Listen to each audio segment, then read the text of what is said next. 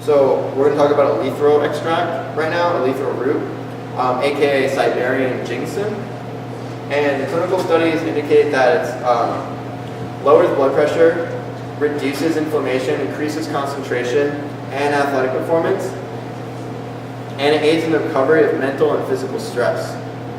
It strengthens the tendons and the bones, and it lowers stress but also energizes. If you take too much of it, it is slightly stimulating, so it can cause a little bit of anxiety, but relatively mild compared to someone who drink coffee or caffeine. It's not a big deal. I would say if you are combining it with coffee or caffeine, maybe be aware of that. So eleuthero root protects the adrenal glands, sitting right above the kidneys. Those are the glands that basically, like, when you drink coffee, they secrete a little bit of adrenaline, cause you to wake up. And if you continue to do that and you don't ever strengthen your adrenal glands, you eventually become more and more and more depleted. This is why I say drinking coffee isn't necessarily bad, or consuming caffeine. I love caffeine. I find I really like the way I feel when I consume caffeine, helps my workouts, and it turns on different alkaloids and neurotransmitters and receptors in my brain, making me work much more creatively and more effectively. But what I found is that it's really important to restore the adrenal glands and the Jing energy, and you can do that in a number of ways. Eleuthero root is one of the herbs that you can take to do that. Reishi mushroom is another herb that you can take that will help support that. Not as much as eleuthero root though, and we're going to talk about a few other herbs as well that's going to basically rebuild your adrenal glands. But I want to move forward and talk about rhodiola a little bit. So rhodiola improves endurance and mental capacity, and it's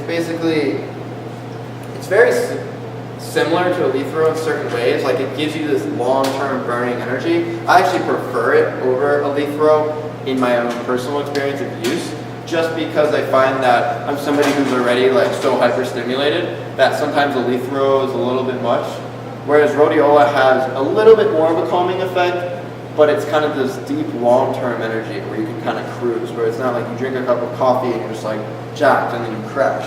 This is a good way to, if you do consume caffeine, add in some of these herbs so that they kind of take away from that initial crash, so you're still cruising throughout the day. I like to have 1 cup of coffee a day. Chinese medicine people, we preach that basically a little bit of caffeine is good for the liver. It moves what we call liver qi stagnation, or stagnant energy in the liver.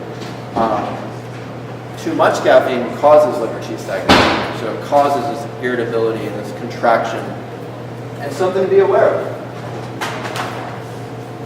So basically, another function of rhodiola is that it improves memory and cognitive functioning. I love this because as a student, having to study and balance like a training routine, I find a lot of times I can be really exhausted. This is a really good way to kind of like be able to go to the gym in the morning, work out really hard, and then sip this tea and then be ready to write a paper.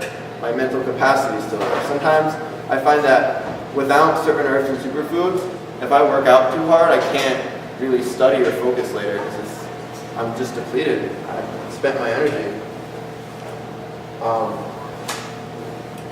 The other thing it does is it prevents heart disease, and it's a great antidepressant.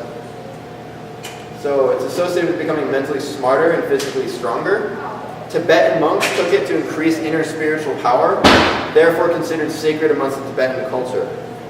It also grows in the harshest environments in the world. Something to observe is that a lot of the plants that grow in the highest altitudes or the harshest environments in the world, as an herb, when you consume them, you become very strong and robust.